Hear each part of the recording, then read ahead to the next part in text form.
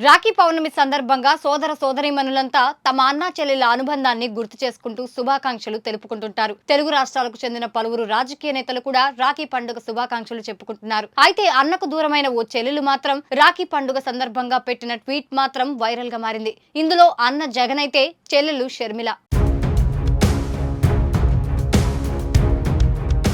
2019 ఎన్నికల తరువాత వరకు జగన్ షర్మిల రాఖీ పండగ వచ్చిందంటే చాలు పరస్పరం శుభాకాంక్షలు తెలుపుకునేవారు. అన్నా చెల్లెళ్ల అనుబంధానికి పర్యాయపదంగా నిలిచేవారు. స్వయంగా అన్న జగన్ వద్దకు వెళ్లి రాఖీ కట్టి రావడం షర్మిలకు అలవాటు. కానీ ఆ తరువాత పరిస్థితి మారిపోయింది.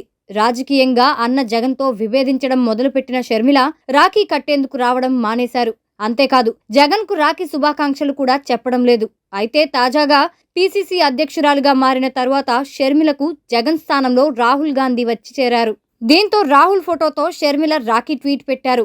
ఇందులో నా జీవితంలో రాజకీయ ప్రస్థానంలో అడుగడుగునా అండగా ఉంటూ రక్త సంబంధం లేకపోయినా వైఎస్ఆర్ అనే బంధంతో నాకు తోబుట్టువులాగా నిలబడి అనుక్షణం కంటికి రెప్పలా కాపాడుకుంటూ రక్షణగా నిలబడ్డ ప్రతి అన్నకు ప్రతి తమ్ముడికి రాఖీ పండుగ శుభాకాంక్షలు. వెలకట్టలేని బంధాలను వదులుకోలేని అనుబంధాలను గుర్తు చేసే మధుర బంధమే రక్షాబంధనం. దేవుడు మిమ్మల్ని చల్లగా చూడాలని నా ప్రార్థన అని షర్మిల తెలిపారు.